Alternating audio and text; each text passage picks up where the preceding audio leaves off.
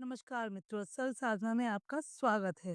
अभी तक हमने राम कथा में सुना कि किस प्रकार रामचंद्र जी से निषाद राज की मित्रता हुई और रात में लक्ष्मण जी और निषाद राज जी के बीच में जो वार्तालाप हुआ, सत्संग हुआ, उसको केवट ने भी सुना और सुबह उसने अपने लिए राजा से अनुमति मांगी कि कोई और मल्लाह ना रुके वहां पर नदी के किनारे, केवल मेरी ही नाव रुके, मैं ही रामचंद्र जी को पार ले जाना चाहता हूँ। निषाद राज ने हामी भर दी। उसके बाद सुनिए क्या होता है कि जब रामचंद्र जी प्रातःकालीन उठते हैं अगली सुबह, तब उन्होंने निषाद राज जी से कहकर बरगद के पेड़ का दूध मंगवाया, जिससे अपनी जटाओं को लपेट करके बांधा। जब ये दृश्य रामचंद्र जी और लक्ष्मण जी के जटा बांधने का दृश्य सुमंत जी ने देखा तो वह विवल हो गए। एकदम रोकर करुण प्रकार से बोले कि राम, मुझे राय दशरथ ने ये आज्ञा दी है कि मैं तुम्हें 3-4 दिन घुमाने के बाद में अपने महल में वापस ले चलूं। चलो अब बहुत हुआ। तब रामचंद्र जी ने सत्य की दुहाई देते हुए कहा कि सत्य ही सर्वोपरि है हमारे सूर्यवंश में, इसलिए मैं नहीं जा सकता। तब सुमंत्र जी ने कहा, नहीं तो सीता को तो भेजो मेरे साथ। दशरथ जी की विशेष आग्रह था। तब सीता जी ने भी जाने को मना कर दिया और लक्ष्मण जी ने भी। तब रामचंद्र जी ने सुमंत्र जी को बरबस ही वहां से पठाया और कहा, अब आप भी जाइए सुमंत्र जी, अब हमें आगे का रास्ता स्वयं ही तय करना हो। लेकिन रथ के घोड़े आगे चलने को, वापस जाने के लिए तैयार ही नहीं है। सुमंत्र जी वहीं खड़े हो गए। कुछ देर के बाद रामचंद्र जी, लक्ष्मण जी और सीता जी तीनों ही गंगा तट के किनारे आके खड़े हो गए। वहाँ केवल केवट की ही नाव थी। देखिए, जब से भगवान को वनवास मिला है तब से 6 दिन होने को आए और भगवान सिर्फ दुखी ही दुखी है। अब केवट ने ऐसा कुछ प्रसंग किया है जिसकी वजह से भगवान हंस पड़े हैं। तो यह प्रसंग तो बहुत अद्भुत है, इसे पूरे मन से सुनिएगा। भगवान जानते हैं कि उनका भक्त उनके साथ मना करने वाला है उनके काम को, और अगर लक्ष्मण जी से काम करवाया जाएगा और उनके काम को कोई मना कर दे तो फिर लक्ष्मण जी बहुत क्रोधी स्वभाव के हैं और तुरंत धनुष बाण निकाल लेंगे।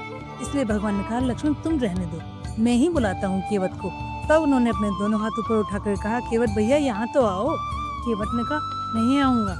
जैसे ही नहीं आऊंगा कहा, लक्ष्मण जी ने कहा, देख लो भैया, आपने कैसे काम किया है कि आप ही कहने से वो केवट भी नहीं आ रहा है। तब रामचंद्र जी बोले, मेरी सुबह सुबह भूनी तो तुमने ही बिगाड़ दी ना। लक्ष्मण जी बोलो, मैंने क्या किया? तब उन्होंने कहा, महल से निकलते समय मैंने तुमसे कहा तुम मेरे साथ मत चलो, तुमने नहीं मानी। फिर सीता जी से कहा मेरे साथ मत चलो, उन्होंने नहीं मानी। और अब देखिए जरा, मैंने अभी अभी सुमंत्र जी से कहा है कि आप चले जाओ, लेकिन वो भी वहाँ पीछे मुंह करके खड़े हुए हैं। मैं क्या करूँ? जब मेरे सभी कोई कहानी मान रहा तो केवट ही क्यों मानेगा? लक्ष्मण जी ने कहा, अच्छा आप ये तो पूछिए क्यों नहीं आ रहे हैं। तब केवट से भगवान ने पूछा, यहाँ आओ तो सही भैया। तब केवट ने कहा, नहीं, मैं आपका मर्म जान गया हूँ, इसलिए नहीं आ रहा हूँ। तब लक्ष्मण जी ने रामचंद्र जी से कहा, प्रभु मैं आपके साथ बचपन से रहा हूँ, मैं आपको नहीं पहचाना अभी तक, और यह केवट आपका मर्म भी जान गया। रामचंद्र जी ने कहा, इससे ही पूछ लो कौन सा मर्म जान गया है। तब लक्ष्मण जी ने कहा, भाई कौन सा मर्म जान गए हो? तब केवट ने कहा, मैं जानता हूँ कि आपका पैर लगने से शिला एक ब्राह्मणी बदल गई थी, और अब आप ये चाहते हैं कि मेरी नौका भी एक स्त्री बदल जाए, तो मैं ऐसा होने नहीं दूंगा।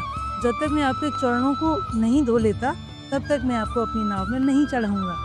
तब लक्ष्मण जी ने कहा, लेकिन वह तो पत्थर की शिला थी ना, तुम्हारी तो नाव लकड़ी की है।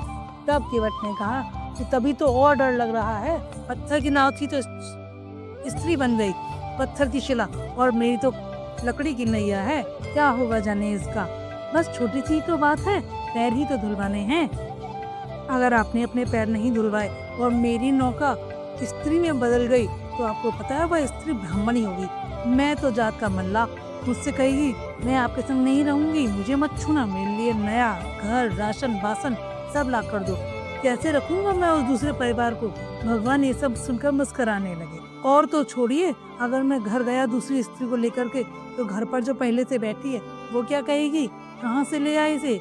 मैं कहूँगा कि नैया ही औरत बन गई है, तो कहेगी मुझे मूर्ख मत बनाओ, मैं सब जानती हूँ, नैया बेच करके दूसरा विवाह कर लाए हो ना। अभी आप जानते नहीं है मेरी स्त्री को, इसलिए मेरे परिवार को तोड़ने के कारण को मत बनो प्रभु, अपने पैर धुलवा लो। और यह कहते हुए छोटा सा भजन बोला, बात छोटी है सिर को हिला दीजिए, पाँव रुला लीजिए। भगवान अभी भी मुस्कुराते रहे।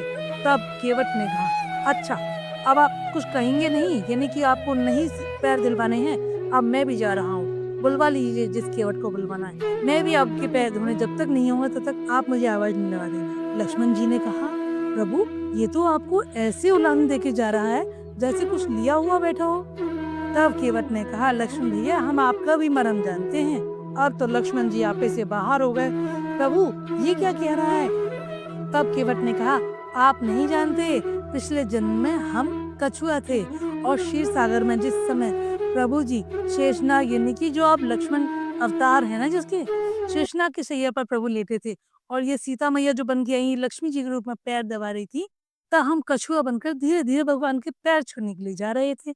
तब सीता मैया ने हल्के हल्के हाथों से कंगन के इशारे से हमको दूर कर दिया और जैसे ही हम पास जाने को होते थे तब आप शेषनाग की फुंकार मार देते थे और हमें दूर कर देते थे। तब तो हम डर गए, लेकिन अब इस जन्म में हम डरेंगे नहीं। जब ये बात लक्ष्मण जी ने सुनी तब भगवान से बोला, प्रभु ये तो सच में ही हमारा मर्म जानता है, ये सब जानता है कि आप कौन है, मैं कौन हूँ और ये माता कौन है। भगवान हंसने लगे। तब लक्ष्मण जी ने कहा, अब तो आपको पैर धुलवाई लेने चाहिए प्रभु। राम जी ने हामी भरते हुए कहा, ठीक है केवट, जो तुम्हें करना है कर लो।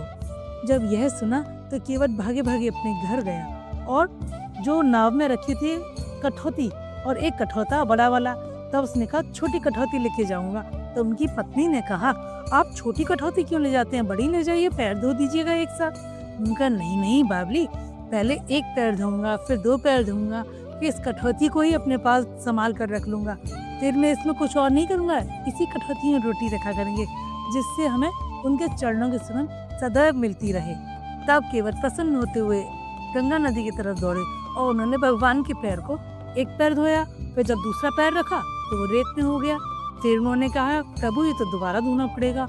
ऐसे 2-3 बार जब कर लिया तो भगवान राम बोले, ऐसे तो भैया बार बार गंदे होते रहेंगे। तब उन्होंने कहा, आप चिंता क्यों करते हैं। तब केवट ने अपने गमछे को जमीन पर रखा और एक पैर धोने के बाद भगवान से कहा कि आप अपने दूसरे पैर को गमछे पर रख लें और भगवान से कहा, आप मेरे सर पे हाथ रख लीजिए जिससे आप गिर ना पड़े। भगवान ये सुनकर बहुत प्रसन्न हो गए, भक्त के मन की सरलता को देखते हुए कि बताइए, जो भगवान त्रिलोकी के स्वामी हैं उनसे एक भक्त कह रहा है कि आप मेरे सर पर हाथ रख के खड़े हो जाइए, कहीं आप गिर ना पड़े। जब उसने दोनों पैर धो लिए थे उस चरणामृत को स्वयं पी लिया, फिर भागा भागा घर गया। लक्ष्मण जी ने कहा, प्रभु अब ये कहाँ चला गया। तब वह अपनी पत्नी को बुला करके लेके आया तो पत्नी ने भी उनके पैर धोए और उस चरणामृत को पी लिया, फिर जाने लगा। तो भगवान राम ने कहा, अब कहाँ जाते हो भैया। कि भगवान अभी तो मेरे 10 ठो बच्चे हैं, पूरे गांव को भी पिलाना है चरणामृत।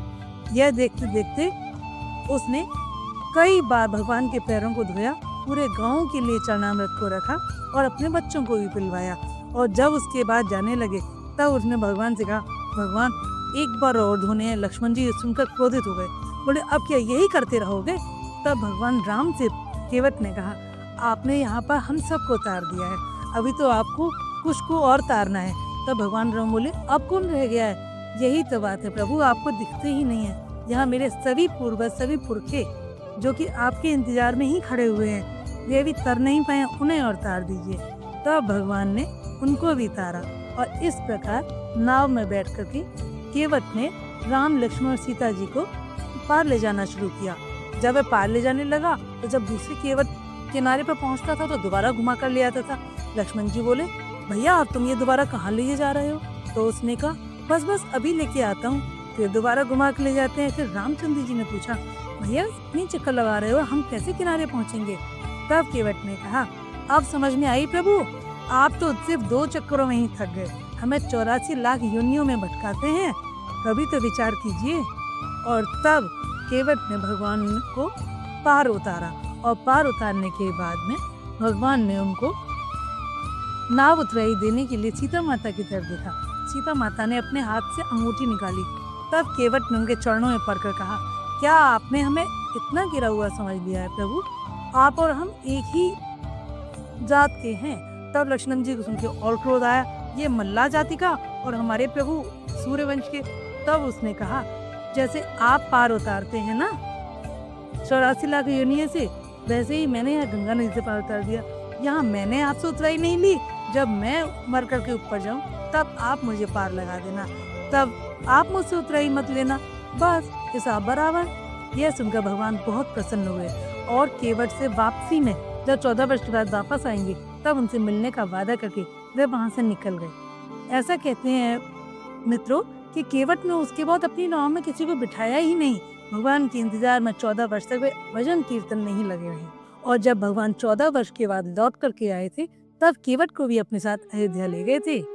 इस प्रकार आज आपने सुना बहुत सुंदर केवट प्रसंग, जिसकी वजह से प्रभु हंसे, मुस्कुराए और सभी अपने दुख दर्दों को भूल गए। अब आगे चलेंगे, कल कथा सुनाएंगे। अगले वीडियो तक के लिए नमस्कार।